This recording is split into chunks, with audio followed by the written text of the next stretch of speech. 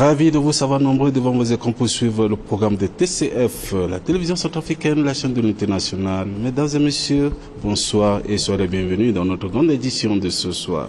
Au sommaire, le président de la République, le professeur Faustin Archange-Touadéra, a rencontré les différentes délégations de la diaspora centrafricaine qui ont pris part à son investiture hier, mercredi 1er avril, à la cité des chefs d'État de la CEMAC à Bangui. Plus de précision avec Josiane Sephora Anga dans cette édition. Et puis la délégation de la Banque africaine de développement en sigle BAD, conduite par son directeur général, Dr Léandre Bassoulé, en visite de travail à Bangui, a été reçue hier par le président de la République, le professeur Faustin Archange-Touadéra. Toujours avec Sephora Anga dans cette édition. Le président de la République, toujours le président de la République, le professeur Faustin Archange-Touadéra, a accordé une audience à l'ambassadeur Ezekiel Nibijira, président de la commission de la CEMAC, hier à Bangui. Précisons que l'ambassadeur Jean-Jacques Demafouto aussi était venu présenter ses civilités au chef de l'État. On en parle toujours avec Josiane Sephora Anga dans cette édition. Un atelier de sensibilisation à l'occasion de la journée internationale anti-mine qui sera célébrée le 4 avril prochain a ouvert ses travaux hier à Bangui. Plus de précisions dans cette édition avec Jeanne Lacoué et Cheryl Malembassa. La Confédération nationale des sociétés coopératives de production de café et de cacao en Centrafrique, en sigle CNSCPCA, a tenu ce jeudi sa première session ordinaire de conseil d'administration. On en parle dans cette édition avec Majorine Gongon et Rodrigue Fetem. Mesdames et messieurs, passons tout de suite aux détails de toutes ces nouvelles. Le président de la République, le professeur Faustin Archange-Touadéra, a rencontré les différentes délégations de diaspora centrafricaine qui ont pris part à son investiture hier, mercredi 1er avril 2026, à la cité des chefs d'État de la CEMAC à Bangui. On en parle avec Josiane Sephora Anga. J'ai eu, ma délégation et moi, l'honneur et le privilège d'être reçus en audience par son Excellence, le président de la République. Et j'étais porteur de deux messages. Premièrement, féliciter son Excellence pour sa brillante élection en tant que premier président de la 7e République et aussi pour la cérémonie de prestation de serment qui fut un succès total. Et en deuxième point,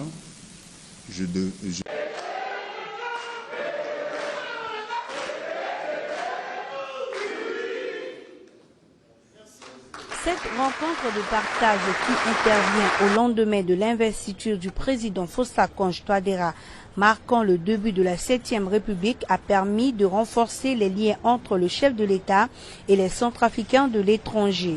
L'occasion pour le président de la République de réaffirmer son soutien à la diaspora, les encourageant à contribuer à la reconstruction du pays et à promouvoir l'image positive de la Centrafrique sur les réseaux sociaux. À cet effet, suivant la motivation de quelques compatriotes centrafricains de la diaspora à la fin de cette rencontre. C'est un sentiment de grande satisfaction, comme vous avez vu, avec l'engouement que représente la diaspora. Cette audience qui nous a été accordée par le président de la République, et c'est une marque de soutien que nous avons aujourd'hui à démontrer devant le président de la République que nous sommes derrière lui et que toute la diaspora est derrière le président par rapport à sa vision politique concernant le plan de la société, le projet de société. La diaspora au niveau de Kinshasa est très dynamique. Du point de vue, ils sont beaucoup plus entreprenants. Et comme vous avez constaté, nous avons décidé de venir assister par rapport à la vision du chef de l'État. Donc ils sont prêts, comme le chef de l'État a mis l'accent sur ça, ils sont prêts à revenir pour entreprendre dans leur propre pays. Délégation de la Banque africaine de développement, en sigle BAD, conduite par son directeur général, le Dr Léandre Bassoulé, en visite de travail à Bangui, qui a été reçu hier par le président de la République, le professeur Faustin Archange-Touadéra. La mise en œuvre des projets de développement financés par la BAD dans le cadre de l'accord de partenariat entre la République centrafricaine et la Banque africaine de développement a été évoquée au cours de cette rencontre. On en parle toujours avec Josiane Sephora Anga. J'ai eu ma délégation et moi l'honneur et le privilège d'être reçus en audience par son Excellence le Président de la République. Et j'étais porteur de 2 messages. Premièrement, féliciter son Excellence pour sa brillante élection en tant que premier président de la 7e République et aussi pour la cérémonie de prestation de serment qui fut un succès total. Et en deuxième point, j'étais porteur d'un message du président du groupe de la Banque africaine de développement qui est de réaffirmer la disponibilité de la banque à accompagner le programme de société du président de la République. Nous avons un programme ambitieux qui est en cours de mise en œuvre, mais il est important d'accélérer la cadence de la mise en œuvre de ce programme d'investissement. Et tout retard dans la mise en œuvre de ce programme, ce serait un retard dans la mise en œuvre du projet de société du président de la République. Donc le président de la République nous a donné des instructions fermes afin que la mise en œuvre de nos différents projets et programmes puisse s'accélérer. Et nous avons eu aussi l'opportunité de discuter des projets structurants très chers à son Excellence, à savoir le corridor 13 que j'ai eu l'opportunité de visiter hier, le corridor 14 qui est en cours de maturation qui sera approuvé cette année et d'autres projets structurants dans le secteur de l'énergie. Je pars rassuré et que les instructions du président portant sur la nécessité non seulement d'augmenter notre niveau d'engagement, mais aussi d'accélérer la mise en œuvre de l'existant ont été bien reçues et les équipes et moi allons travailler pour que ces instructions deviennent une réalité rapidement. Restons toujours à la présidence pour vous signaler que le président de la République, le professeur Foster-Laconche Touadéra, a accordé une audience à l'ambassadeur Ezekiel Nibijira, président de la commission de la CEAC, hier mercredi à Bangui. Précisons aussi que l'ambassadeur Jean-Jacques Demafout était venu aussi présenter ses civilités au chef de l'État. On en parle toujours avec Josiane Sefoura Anga de la presse présidentielle. Je viens d'être reçu par son Excellence, le président de la République, chef de l'État. C'est une visite de courtoisie. Comme vous le savez, ça fait 6 mois que j'occupe ce poste de président de la commission de la CEAC et c'est la première fois que je viens dans son pays pour présenter mes civilités à son Excellence le président de la République. Donc voilà, c'est une visite de courtoisie et je suis venu pour présenter mes civilités à son Excellence. Merci. Autre fait de l'actualité, le ministre de l'Action humanitaire Josiane Lina Bemakassou a accordé hier une audience au docteur Mélanie Anne Zimenman, chargée d'affaires de l'ambassade des États-Unis d'Amérique en République centrafricaine. Eric Vidak-Bangoya, Mati Terence Ngoy.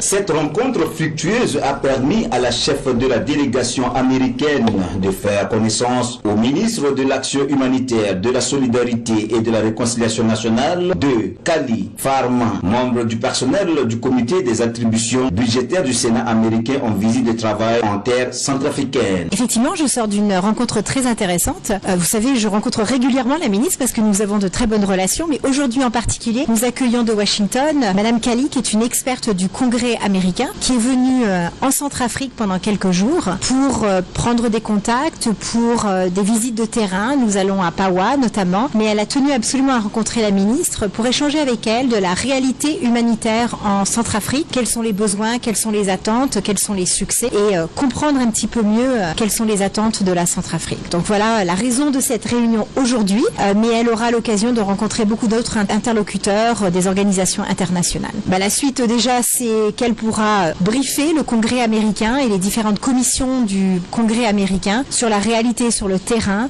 et essayer d'expliquer dans la mesure du possible ce qui se passe en Centrafrique, où sont les besoins, où sont les succès. Au cours des échanges, les deux parties ont réaffirmé leur amitié de consolider les systèmes d'accompagnement des personnes déplacées et retournées dans le domaine de l'entrepreneuriat selon la vision des autorités du pays à travers le Programme national de développement, PND 2024-2028. Alors je prends cette occasion pour vous rappeler et à vos interlocuteurs que les États-Unis sont le contribuable en aide humanitaire directe le plus important de la Centrafrique. Et ça vaut le coup de le noter, que nous continuons l'aide humanitaire, mais qu'effectivement il y a un virage de la politique américaine qui tente, comme le gouvernement centrafricain d'ailleurs, à essayer de faire un virage entre l'aide et aller vers le commerce, vers les relations bilatérales, commerciales différentes. Donc nous avons cette optique, mais nous continuons à hauteur d'au moins 75 millions de dollars par an à continuer à aider la Centrafrique dans la mesure du possible pour les différents défis humanitaires qui se présentent ici. L'audience de Madame la ministre de l'Action humanitaire, de la Solidarité et de la Réconciliation nationale, Josiane Linabema Kasui, avec ses hôtes, a permis d'accélérer la mise en œuvre du projet assistance humanitaire initié en faveur des déplacés de la République centrafricaine.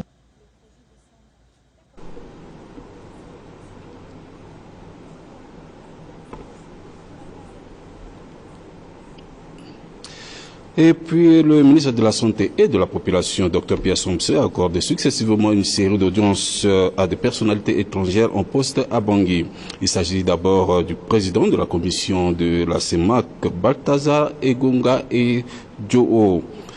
Et par la suite, du représentant de Médecins sans frontières en sigle MSF Espagne en Centrafrique. Des précisions avec Roseline Yassifet Ndapayassa et Alvin Bambari. La première audience qu'a accordée le ministre de la Santé et de la Population, Dr Pierre Somsé, est celle du président de la commission de la CEMAC, Balthazar Engonga. Avec lui, ils ont fait le tour de l'horizon sur le renforcement de la coopération entre le ministère de la Santé et la commission de la CEMAC. Nous venons d'échanger sur les aspects dans le cadre de la responsabilité partagée entre le ministère de la Santé et la commission de la CEMAC. Vous savez qu'il y a le secteur santé qui est très important et nous avons une branche de cette activité à la commission et nous sommes dans l'obligation de constater avec le responsable du ministère sectoriel aujourd'hui qui est le ministère de la Santé. La seconde audience est celle du représentant de MSF suite à une décision prise par le gouvernement suspendant le volet des activités de cette ONG internationale. L'interlocuteur du ministre dévoile ici la substance de cette entrevue. Le ministre de la Santé, son Excellence, a nous donné des conseils très précis par rapport à les moments qu'on a vécu et les moments qu'on va vivre à partir de maintenant. Donc on a compris, on est une organisation internationale qui est un bon partenaire du ministère de la Santé. On va continuer à collaborer tous ensemble pour continuer à mener les soins de santé pour la population centrafricaine. Et ça, c'était le centre de la discussion de la réunion que nous avons aujourd'hui. Je pense que c'était une bonne compréhension, une bonne entente, et je pense qu'on va continuer à collaborer ensemble, on va continuer à parler comme des partenaires et comme des frères. Sachez également que le ministre de l'administration du territoire, de la décentralisation et du développement local, Bruno Yapandé, a reçu hier en audience Dr Gaston Mahutou King, expert géographe et président de l'autorité nationale des élections en France, en visite de travail à Bangui. Au menu de leur entretien figure en bonne place le projet de régionalisation et du développement local. On en parle avec Anour Hassan et Josué Kobo. Le mobile, il est simple. Je suis géographe, aménagiste et intéressé par les questions de décentralisation. La période qui va s'ouvrir, c'est une période qui va fonder un nouveau modèle de démocratie. Il y aura la démocratie à la base, matérialisée par l'installation des collectivités territoriales, matérialisée par l'installation des conseils régionaux. Les populations vont par elles-mêmes maintenant décider sur leur avenir. Et ça, c'est quelque chose de très important. Et ça, c'est grâce au travail de Monsieur le ministre. Et sur ces questions, nous avons échangé là-dessus par rapport à l'avenir qui va s'ouvrir sur le plan global Et puis sur le plan technique, comment aborder ce défi. C'est un défi, c'est immense. Un atelier de sensibilisation à l'occasion de la journée internationale anti-mine qui sera célébrée le 4 avril prochain a ouvert ses travaux aux différents débats visant à pousser les partenaires autour d'une assistance aux victimes, visant donc à pousser les partenaires autour d'une assistance aux victimes à travers une prise en charge effective selon les obligations directes de la MINUSCA en République centrafricaine. Janelle Lakwe, Cheryl Malembassa. À l'entame de sa vision politique pour ce mois d'avril, la MINUSCA, par le biais de l'UNMAS, privilégie l'assistance et la prise en charge urgente des victimes de l'antimine. Cela s'explique par la récurrente crise militaro-politique qu'a connue le pays, où des pertes en vie humaine et matérielles ont été enregistrées. Un panel qui a sa raison d'être, donnant la possibilité aux victimes ici présents et aux autres partenaires autour d'une discussion en faveur de ces derniers que sont les victimes. Parce qu'au niveau stratégique, nous développons le comment faire pour assister les victimes. Et plus techniquement, comment est-ce qu'au niveau technique, dans les centres, dans les hôpitaux, comment est-ce que les gens doivent faire, c'est beaucoup plus technique qui ne sont plus stratégiques. Donc j'ai été beaucoup plus bref dans le cas des stratégiques, mais en réalité sur le terrain, beaucoup d'actions vont être menées dans les centres de santé ou les hôpitaux dédiés à prendre en charge les victimes. De tout ce qui précède, le gouvernement centrafricain et la MINUSCA travaillent à bras le corps pour voler au secours des victimes vivant sous la forte détonation d'armes qui auraient continué de créer la peur au sein de la population malgré les efforts consentis tendant à réduire son dégât. J'ai été victime en 2013 quand j'ai quitté à l'école, lycée à la maison. J'ai rentré au niveau du marché de Bétongo. Comme j'étais une bombe, je ne sais pas si on utilisait souvent les grenades à l'époque. Et c'est comme là que j'ai souffert de cet accident, de cet incident. Et dû à ça, ça m'a causé même une maladie qu'on appelle une maladie chronique de l'os. J'ai souffert avec longtemps jusqu'à là. Tout récemment, j'ai été même envoyé à l'hôpital du Nigeria pour l'intervention chirurgicale. La prise en charge, on n'a jamais reçu de prise en charge ni des ONG internationaux, ni de la part des organisations internationales ou nationales. Même notre gouvernement. C'est le gouvernement centrafricain qui doit prendre en charge des populations centrafricaines. Et par après, ils auront des appuis techniques peut-être de la MINUSCA ou bien des ONG internationaux. Créée en 1997, l'UNMAS, l'une des branches de la MINUSCA, qui a pour non seulement la charge de lutter contre l'antimine en République centrafricaine, mais aussi d'assister les victimes, entrevoit déjà à l'horizon 14 avril prochain une très bonne célébration liée à la journée internationale de l'antimine. La Confédération nationale des sociétés coopératives de producteurs de café et de cacao de Centrafrique, en sigle CNSCPCA, a tenu ce jeudi sa première session ordinaire du conseil d'administration à leur siège situé à Kassai, dans le 7e arrondissement de Bangui, en présence de Lucien Belema, président du dit conseil. Majorine Gongo, Rodrigue Feitem était présent. L'objectif de cette première session est de structurer la filière café et cacao pour qu'elle devienne un levier puissant de développement en République centrafricaine. Cette assemblée a permis aussi de passer en revue les activités réalisées au cours de l'année précédente et permettra également de présenter des actions à venir. Le président de la Confédération donne ici le mobile de cette activité.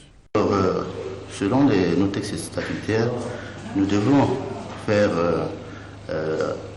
tenir notre session pour essayer de faire savoir aux membres les activités que nous avons réalisées au cours de l'année écoulée.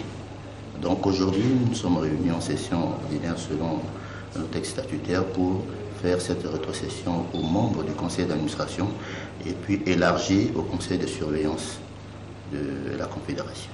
En réalité, c'est une confédération des coopératives.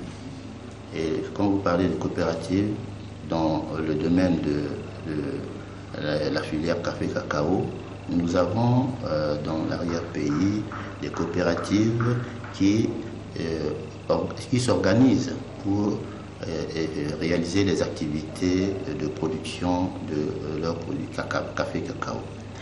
Et ces coopératives, nous souhaitons, avec la mise en place de cette confédération, les fédérer pour qu'ensemble, nous puissions défendre nos intérêts.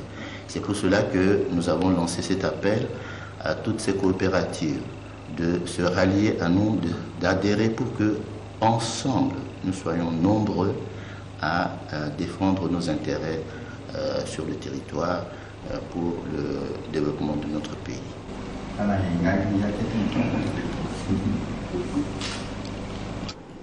Passons maintenant à la page magazine de cette édition.